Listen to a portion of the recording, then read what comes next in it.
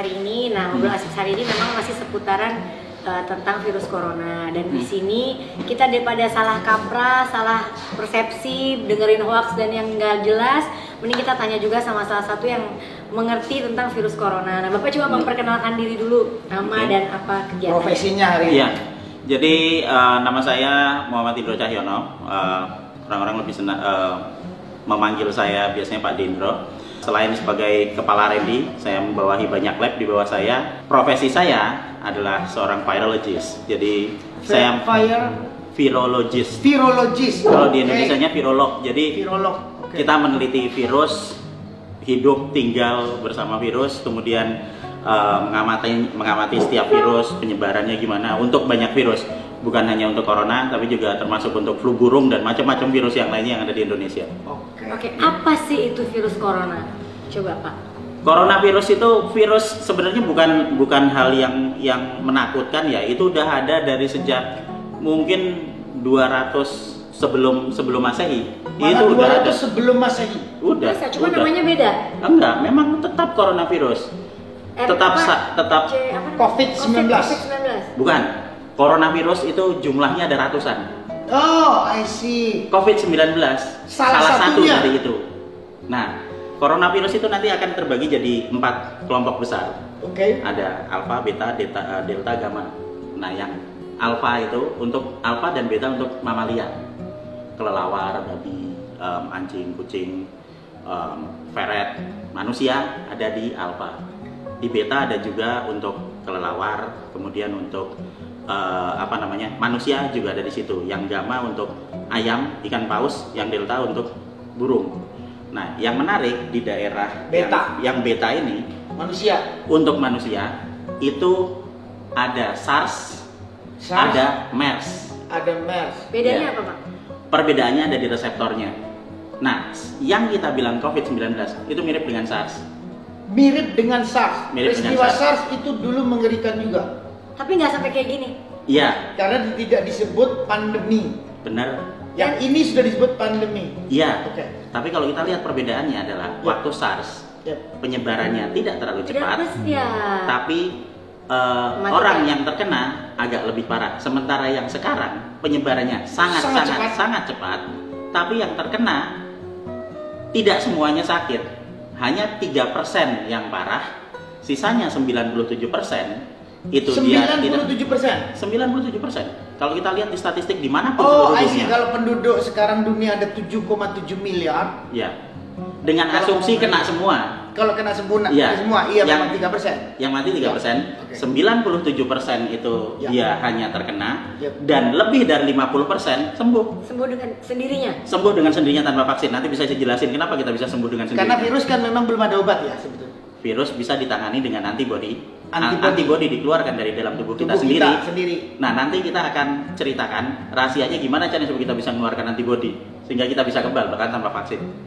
Gimana coba? Caranya gimana Pak? Oke, jadi ini imunologi basic. Ya. Jadi pada saat saya kena virus di hari pertama, ya kan, pasti saya akan sakit. Badan saya akan mencoba untuk nolak. Bersin, virus masuk lewat hidung. Reaksi pertama bersin. Reaksi kedua masuk tambah dalam kan, tubuh akan nolak lagi dengan mengeluarkan lendir. Makanya kita kayak pilek gitu. Terus nanti hari ketiga, keempat, kelima, kalau dia bisa masuk ke dalam, kalau dia bisa masuk ke dalam, maka dia akan menimbulkan radang di saluran pernapasan, makanya demam. 3, 4, 5 demam. Nah, yang menarik adalah di hari ketujuh antibodi kita akan keluar untuk melawan virus apapun yang masuk. Baru hari ketujuh. Hari ketujuh. Jika stamina kita bisa kuat, stamina kita bagus, di hari ketujuh antibodi akan dikeluarkan Akan baru untuk melawan perang. ini. Ya. Nah, antibodi akan terus naik mulai dari hari ketujuh sampai ke hari ke-14. Hari ke-7, 1 minggu mulai keluar. Di hari ke-14 antibodinya banyak banget, sehingga yang terjadi di hari ke-14 antibodi yang banyak akan ngelawan virusnya sehingga sembuh. Dan kemudian sudah hari ke-14 antibodi akan berangsur-angsur turun di hari ke-21 di minggu ketiga. Dan di minggu ketiga sebagian besar sudah sembuh dan kebal. Tapi yang ada juga sebagian tiba-tiba lewat gitu, meninggal gitu. Ya, kalau yang sampai meninggal hari ini, Nah, yang meninggal hari ini, oke, kita mau bilang mana? Kasus nomor 27. ya Pertama 27 WNA, umur 53 tahun. 53 tahun dengan gejala bronkopneumonia akut dan dia sudah menahun. Tanpa kena corona dia sudah sakit, apalagi ditambahin. Dan dia datang ke rumah sakit itu pada saat kalau nggak salah kemarin lusa dan keesokannya dia meninggal. Berarti apa? Hanya ada waktu 24 jam untuk dirawat di rumah sakit toh. Sementara dia kenanya pasti udah lama. Itu yang menyebabkan meninggal. Jadi sebenarnya corona ini udah lama. Udah dari dulu. Yang dimaksud ya coronanya sudah lama. Ya. Cuman apakah COVID-19 itu bentukan baru atau memang corona yang zaman dulu itu melakukan perubahan atau mutan ya? Atau revolusi atau enggak? Enggak. Ini memang benar-benar virus yang baru. COVID-19. Virus baru ya. Virus baru yang kemiripannya paling mirip dengan SARS. Kemiripan ini maksudnya tampilan dari luarnya ya? Oh, bukan isi dalamnya. Karena kalau memang mirip SARS berarti obat SARS bisa. SARS kan nggak ada obatnya juga. Oh, sorry. Iya, dia karena paling virus. ada vaksin. Jadi virus itu tidak ada obat ya? Enggak. Tidak ada. Dia cuma dilawan pakai antibody. Iya. Dan antibodi kita bisa naik 2-3 kali lipat dari normal kalau kita makan vitamin E sama vitamin C, udah gitu doang. Jadi yang meningkatkan imunitas terhadap virus itu hanya tambahan suplemen. Betul.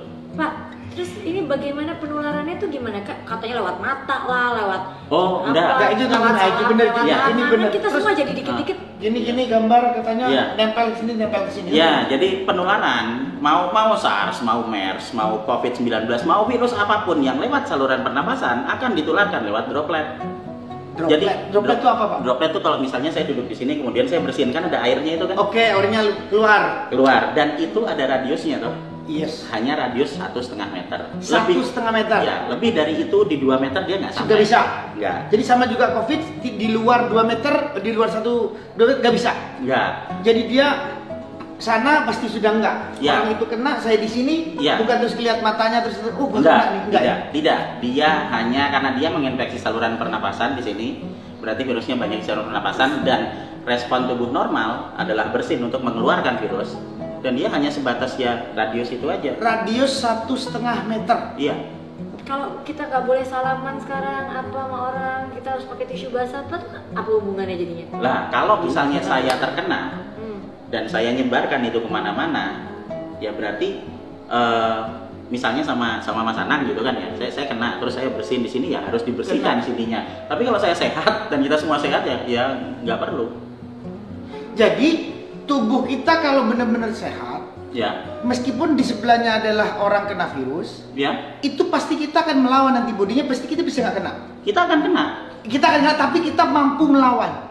Kalau sehat, Kalau sehat kan? Pertanyaannya kan, kalau sehat berarti kita bisa melawan. Artinya dalam waktu 24 jam perlawanan terjadi bisa kalah mereka kan? Nah, ini yang menarik. Jadi infeksi pertama hanya akan membangkitkan antibodi dalam waktu 7 hari sesudah infeksi pertama. Jadi kalau kena virus, saya sakit, saya bersin, Mas Anang kena, Mas Anang akan sakit dalam waktu 3, 4, 5 hari, tapi nanti akan sembuh di hari ke-7. Karena antibodi sudah mulai keluar. Dan dia nanti akan tambah banyak, sembuh total di hari ke-14. Nah, pertanyaan saya, kalau dia dalam hari ke-7 ternyata antibodi kita kalah dengan virus, mungkin nggak? Mungkin kalau stamina kita nggak bagus. Berarti bisa lebih parah. Kalau misalnya antibodinya tidak naik, antibodinya tidak bisa naik, jadi virusnya yang lebih banyak, kita kalah. Tapi itu hanya terjadi untuk kasus-kasus khusus, misalnya yang gagal mengembangkan antibodi. Yang gagal mengembangkan antibodi, supaya antibodi itu terus tinggi, kita pada saat tahu sakit berarti kita terus harus makan vitamin semuanya supaya kuat. Iya, vitamin E sama C 1 butir sehari udah selesai gitu aja. Pak. Jadi sekarang orang-orang semua yang nggak sakit pun bermasker gitu. Iya. Itu nggak ada guna. Kalau menurut saya sih, yang harusnya diberi masker itu yang sakit. Karena kalau coba dibayangkan, misalnya saya bersin, terus Mas Anang pakai masker misalnya terus saya bersin di dekat situ, lah kan bersin saya kan ketutupan kehalangan masker, benar. Tapi kan kena bajunya, Nah terus nanti ini dibuka maskernya sampai rumah terus Ya, buka kena baru lagi. ya kena lagi ya nggak ada gunanya. Pak, tapi kalau abis benar udah dibilang sembuh nih dari corona, itu benar-benar sembuh apa sebenarnya masih ada di dalam badan kita? Saya yakin benar-benar sembuh karena gini ada yang namanya sel memori. Nah ini inti dari ilmu kekebalan tubuh ada di sel memori. Sel memori akan menyimpan semua data tentang virus yang masuk ke tubuh kita. Itu sebabnya anak-anak divaksin. Vaksin sama wabah sama-sama virusnya. Tapi kalau vaksin virusnya sudah lemah atau sudah mati, jadi nggak mungkin bikin sakit. Sementara yang dari wabah biasanya bikin sakit paling tidak sampai selama 1 minggu. Nah sesudah ini masuk nanti misalnya kita kena virus corona misalnya ya, saya kena virus corona. Kemudian atau COVID-19 supaya ya, jelas oke. saja COVID-19. COVID sekarang kita ganti termnya jadi COVID-19. COVID-19. Saya kena COVID-19. Maka tubuh saya mengembangkan antibodi dalam waktu 7 hari. Dalam waktu 14 hari, 2 minggu, saya akan kebal total. Kalau saya sehat, ya kan? Kalau saya sehat. Kalau sehat. Kalau Oke. saya sehat. Nah, kemudian apa yang terjadi jika saya kena lagi kan gitu? Ya, oke. Saya udah pernah kena. Saya udah mengembangkan antibodi. Saya sudah punya data di sel memori toh. Di sel itu? memori sudah dicatat bahwa Sudah aku dicatat. kena ini. Oh, udah pernah kena ini, Oh, saya jadi harus ada ngeluarin begitu ini. ya di tubuhnya ya? Ada. Tuhan ngasih seperti itu untuk semua makhluk hidup. Makanya saya nggak pernah takut sama virus apapun. Saya hidup tinggal makan sama puluhan virus dan saya belum pernah sakit, belum mati juga sih sampai sekarang. Jadi misalnya saya udah kena, Iya. kemudian udah ada data di sel memorinya Iya, kan. oke, benar. Terus abis itu saya datang lagi ke lingkungan yang Lingkungan ada yang virusnya ada lagi, virusnya. ya kan. Nah, antibodi akan dikeluarkan dari badan saya, tapi tidak dalam waktu 7 hari, hanya dalam waktu 24 jam. Karena sudah ada memorinya. Ya betul. Ais. Good. Saya mau perdalam satu tadi. Nah, Bapak bilang kena infeksi 7 hari baru enzim antibodi perang. ya. Pertanyaan saya, kalau perangnya kalah, Ya. akan kemana? Berarti lebih deep kita sakit dong. Gini, virus akan tadi ya hari pertama, kedua udah tahu, hari ketiga, keempat terjadi demam. Iya. Pada saat terjadi demam itu ada radang. Kenapa ada radang? Ya. Karena virusnya masuk, dia akan masuk ke saluran pernapasan di sini, Pernapasan, ya. nempel di selnya. Ya. Ada reseptor di selnya, dia akan nempel dan Merah-merah. akan merusak. Iya.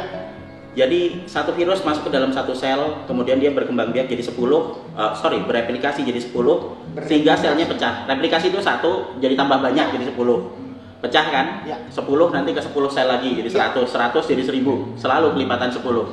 Oh, selalu kelipatan 10. Oke. Iya, Pak, tapi yang mau saya tanya, bener nggak sih ini dasar asalnya tuh dari Wuhan, itu dari China itu benar? benar dari Wuhan. Bisa sekarang satu dunia ini semua negara kena gitu? Iya. Karena virus, karena Iya. nyebarnya lewat udara. Karena memang dari situ. Tapi dia masuk nyebar lewat udara ini bukan kayak kita bernapas terus nyebar terbang kemana-mana, enggak. Soalnya Dia dari manusia yang udah kena aja. Kalau misalnya kita nggak kena, bernapas di sini ya nggak kena, orang kita nggak sakit semua kok. ya kira-kira kayak di Indonesia nih kan Iya. dibilang cuma 34 orang gitu. Iya. Menurut Bapak sendiri mungkin nggak ada lebih dari itu sebenarnya? Oh, udah lebih dari itu. Iya kan? Udah lebih dari itu. Ini jawaban saya sebagai seorang virologist. Iya. Ya udah ada kok dari bulan Februari. Ini orang mau tahu. Iya. Karena saya masih saya anggap bahwa saya ini orang yang mungkin mengkritisi dulu ya tentang Iya. hal tadi. Karena ini kan banyak yang meninggal. Masalahnya kan banyak yang meninggal gara-gara dia ini, Iya. kan? Tadi kan perang melawan terus kalah. Iya. Kalau kalah 7 hari, itu Iya. akan kemana lagi? Dia Virus akan itu kan masuk ke dalam. dia masuk ke dalam, Iya. merusak saluran pernapasan. Oke. Habis itu bikin kita nggak bisa bernapas, mati. Oke. Oh, jadi bisa aja orang yang kalah tadi akan pasti meninggal. Kalau antibodinya tidak bisa Iya, keluar. artinya Iya. antibodinya kalah kan? Ya, dan pertama, terus yang kedua, saluran pernapasannya dia sudah terlanjur rusak. Misalnya di kasus nomor 27. Jadi kalau orang sudah kena penyakit Iya. masalah pernafasan, kena ini ya pasti cepat masalahnya. Nah, jadi sudah rusak tambah dirusak. Tambah rusak. Kan itu yang terjadi di kasus nomor 27. 27. Udah kena Ya, bronchopneumonia, ya kan, sudah rusak dan juga memang mengalami kesulitan untuk bernafas menaun, makanya dia meninggal. Tapi dari 1 sampai 34 itu yang meninggal kan 1. Mungkin ada yang belum Hari diketahui. ini yang dianggap meninggal adalah 3 tulisannya. 4. Sorry. 4. Nah, pada saat kita mengidentifikasi bahwa ini meninggal, kita tidak bisa semata-mata menjudge ini Karena corona. Karena karena COVID-19. COVID-19. Kita harus lihat recording kesehatannya Recording kesehatan gimana untuk menjelaskan kenapa dia bisa terjadi seperti itu. Saya bulan Februari kena, Pak. Selama 1 minggu full saya parah sakitnya. Saya dapat pada saat saya masuk ke pasar, keluar dari pasar saya sakit. Saya sudah berpikir, oh ini kayaknya udah masuk, tapi it is okay karena saya paham mengenai virus dan saya yakin ini tidak membunuh, ya biasa aja. COVID-19 itu tidak berbahaya. Kenapa kita bisa yakin bahwa COVID-19 itu berbahaya? Karena kita terlalu banyak menerima masukan dari media yang kita sendiri dibilangin gini. Yang kita dapat sekarang, kita dapat berita. Ingat, sebelum COVID-19 menyebar, itu semua orang udah dapat gambaran video. Oh, di Cina, di Wuhan pada mati. Dan itu berkali-kali, setiap jam. Sehingga kita sampai masuk otak kita dan kita merasa kayak kita tinggal di Wuhan gitu loh. Padahal kita tinggal di Indonesia. Itu pertama. Tapi Dan kenyataannya mereka benar-benar semua mati gitu kan? iya, tapi coba dijawab pertanyaannya, kenapa di Indonesia cuma segitu?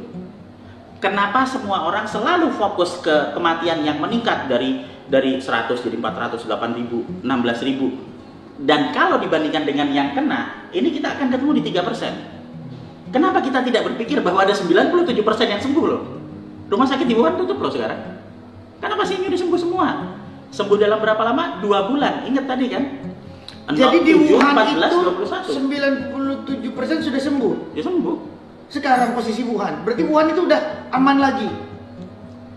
Pasiennya sembuh, tapi virus akan tetap ada. Tapi kalau sudah sembuh dan kita sudah punya antibody, Yang tadi yang virus rekod nggak tadi. masalah. Iya, nggak masalah.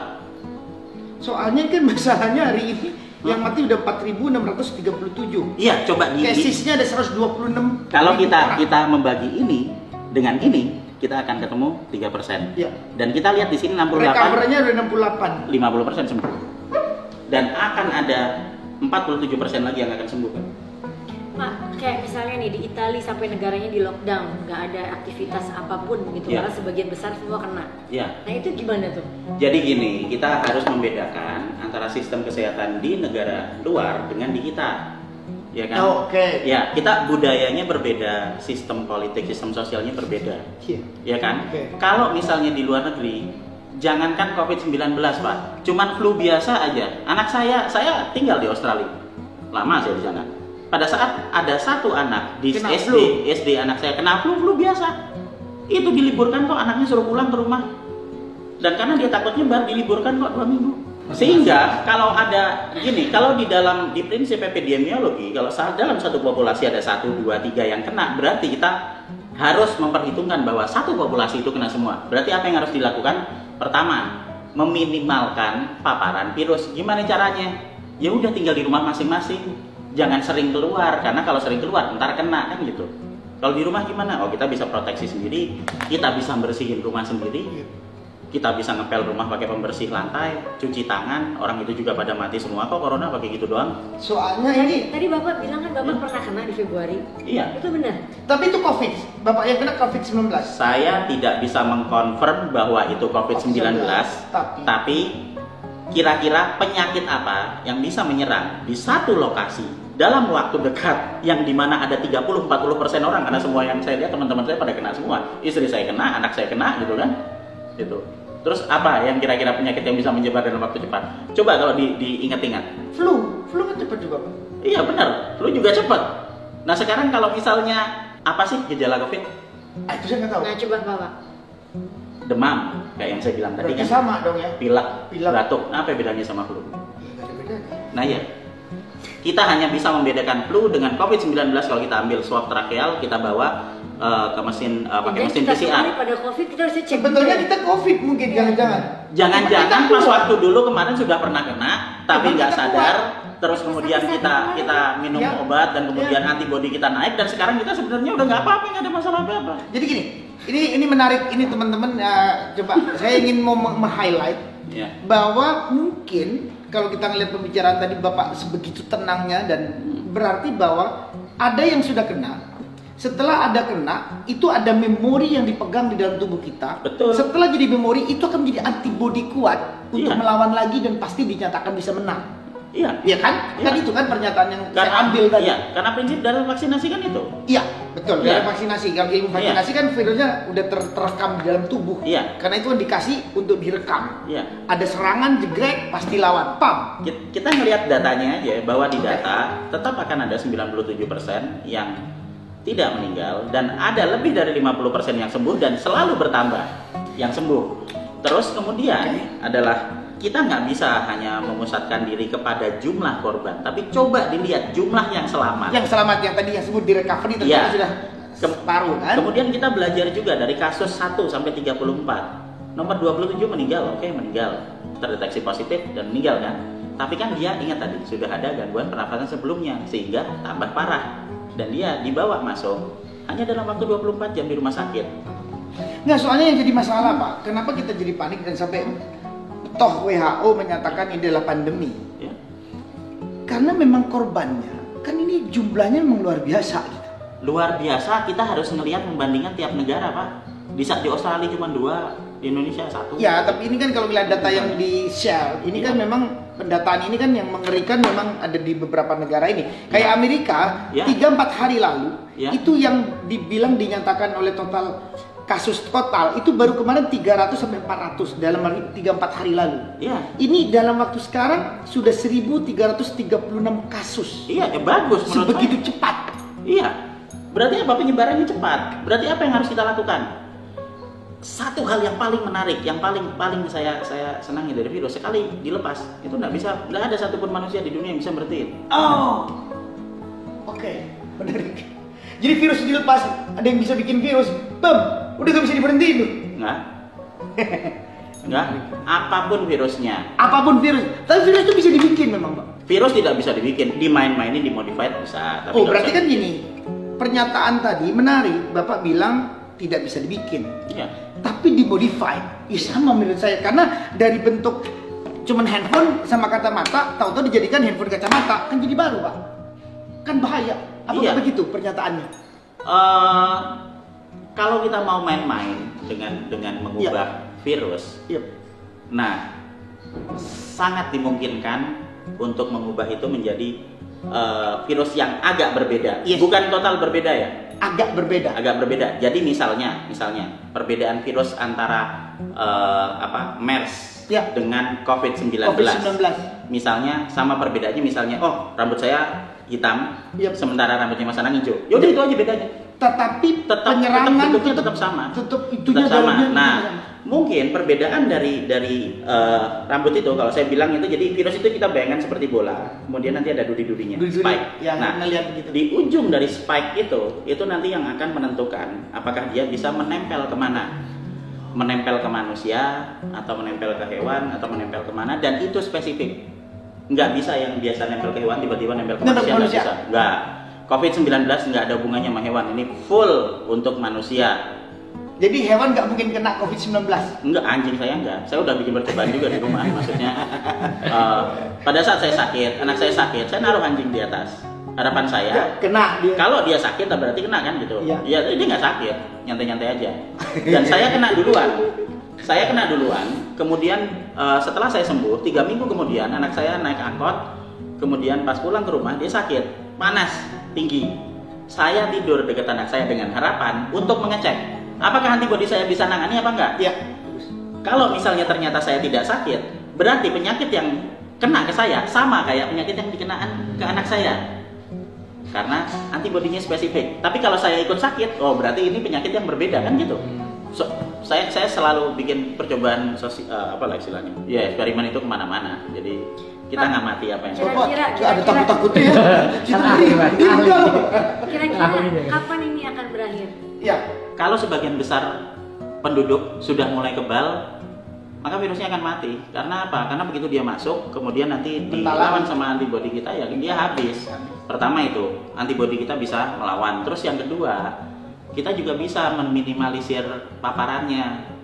Kita nggak bisa desinfeksi, nyemprotin satu kota Jakarta, nggak mungkin, itu aneh itu.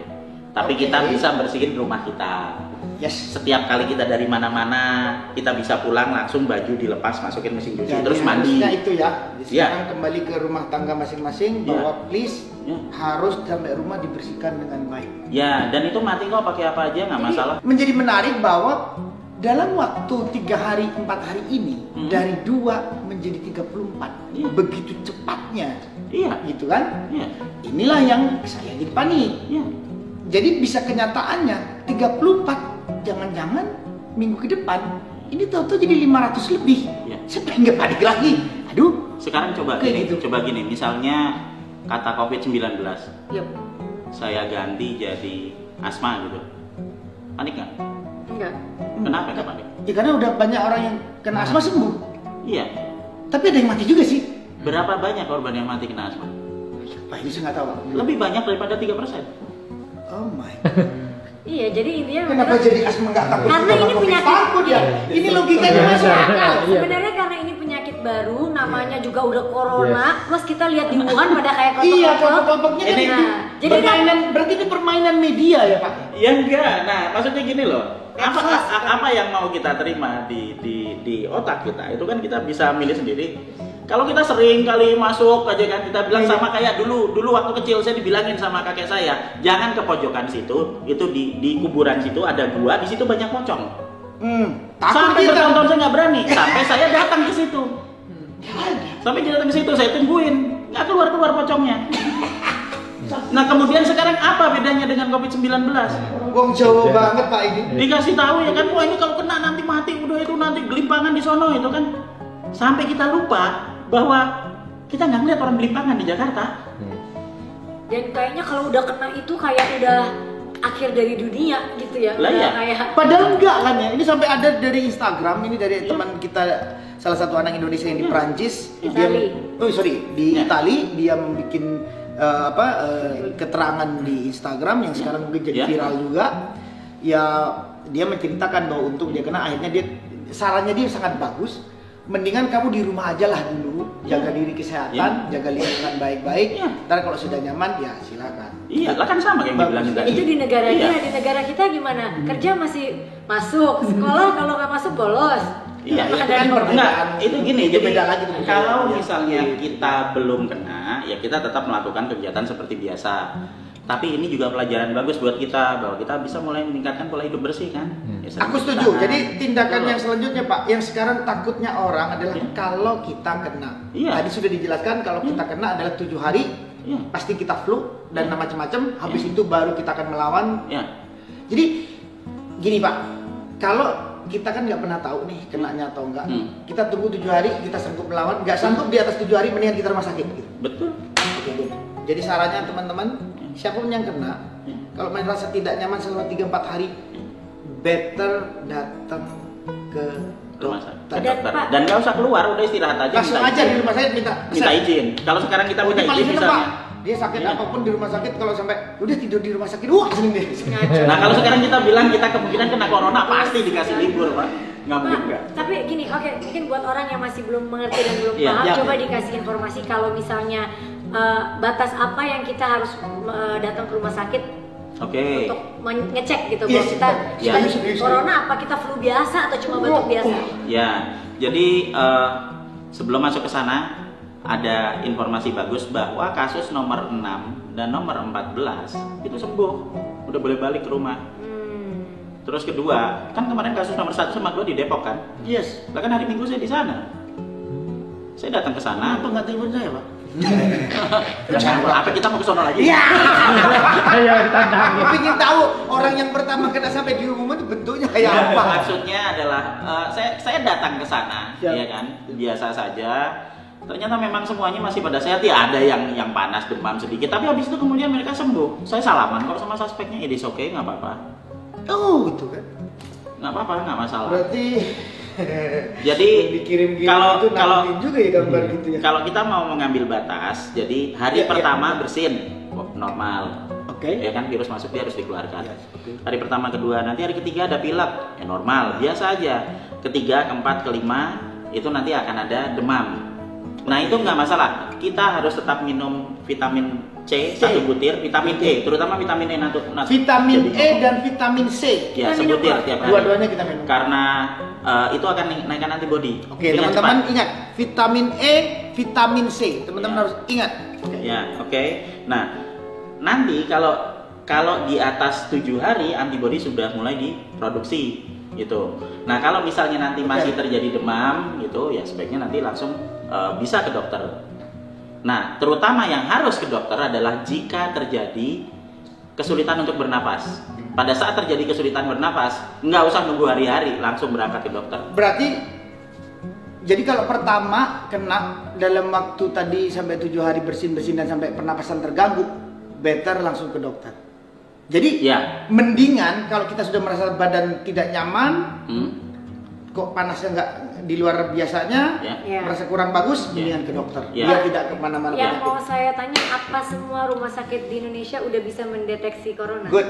Deteksi corona itu hanya bisa dilakukan lewat PCR. Nah, PCR itu jadi mesinnya tuh, mesin PCR tuh mesin kecil aja. Orang-orang pada nyembah itu, padahal sebenarnya itu cuma mainan anak-anak aja. Jadi kalau kita ngambil, Kok dianggap gampang sama Mas ini ya? Bingung saya ini. saya 15 tahun untuk mainan virus dan juga melakukan hampir semua uji diagnostik dari serologi sampai PCR sampai mana, sampai isolasi virus itu saya kerjain semuanya. Makanya saya tahu setiap detailnya itu.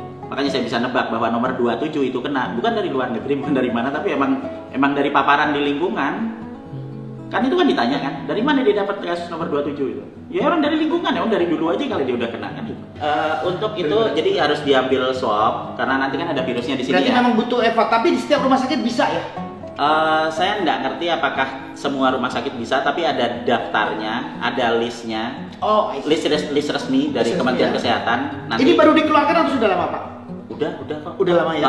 Dan mereka bisa, kalau terakhir kali saya dengar tadi, kalau nggak salah mereka bisa melakukan 1.700 uji per hari. Jadi hampir rumah sakit kita itu mampu ya melihat itu. Tidak, untuk ujinya tidak semua rumah sakit mampu. Tidak mampu. Oke. Tapi kalau untuk perawatannya, saya yakin sebagian besar bisa. Nah, permasalahannya adalah dengan COVID-19 ini adalah lebih ke paranoidnya. Jadi sampai nanti harus pakai baju astronot, ya kan? Oke. Kemudian nanti ada yang Menarik pakai ini. jas hujan. Menarik ini. Saya pertanyaan saya simpel aja lah. Saya kemarin di Depok hari Minggu. Ini kita udah hari apa ya? Kamis ya. Ya hari Kamis sekarang. Besok Jumat. Lah kok saya bisa di sini nggak mati aja di sana? ya kan belum di Depok, gede Pak Depok. Enggak, saya di lokasi rumahnya kok. Lu gimana ini? Saya datang di lokasinya. Salaman. Saya datang di lokasi tempat yang ada reporternya pakai topeng Darth Vader. Masnya nggak pakai. Nah, Tuh jadi guys, ini jelas ini dari ahli virus Indonesia. Jadi beliau ini adalah pakarnya. Beliau tinggal di Bandung. Jelas dalam investigasi permasalahan 34 permasalahan COVID-19, beliau hampir involved, hampir mengamatin kejadian-kejadian yang terjadi. Ahli virus. Jadi hampir mengamatin. Penjelasannya sudah clear. Kalau dibilang hari ini dibandingkan secara penjelasan tadi bahwa asma dengan COVID masih mengerikan asma karena yang mati asma lebih banyak daripada COVID. COVID akhirnya dibilang paranoidnya kita yang lebih jauh muncul daripada berita-beritanya berita-berita yang muncul. Jadi Ya. Bapak tadi menjelaskan, tolong dibetulkan Pak kalau saya salah. Ya guys, bahwa pada saat kena nggak usah panik. Kalau memang punya dekat langsung ke dokter, better langsung ke dokter, Ya. gitu kan? Langsung ke rumah sakit, langsung ke rumah sakit. Memang terkena, mendingan tinggal di rumah sakit dulu sampai bagus, baru sehat. Karena di kasus nomor 6 dan kasus nomor 14 Sembuh. itu dinyatakan sembuh total dan kembali ke rumah. Jadi apa yang ditakutkan? Sampai kita berpikir ada yang mau lockdown Jakarta, ekonomi pasti akan ambruk, Iya. bahaya. Jadi kita harus bersih lingkungan kita masing-masing, jaga kesehatan. Kayaknya lebih better ya Pak ya, Ya. lebih better. Tapi kenyataannya Daya beliau tahan menyatakan tubuh yang paling penting ya. tadi vitamin E dan vitamin C. C itu yang bisa menangkal. Jangan salah terima ya bahwa ini bukan menggampangkan masalah, sama sekali bukan. Yap, Kita tetap harus waspada terhadap coronavirus. yap. Tapi Jangan panik. masalah utama di sini ini kita harus ingat bahwa masalah utamanya adalah di virusnya yang masih bisa menyebabkan kesembuhan buat 97% Ya. penderitanya. Ya. Masalah utama di COVID-19 ini adalah kepanikan. Karena kita COVID-19 itu lebih ke kepanikan. kepanikan.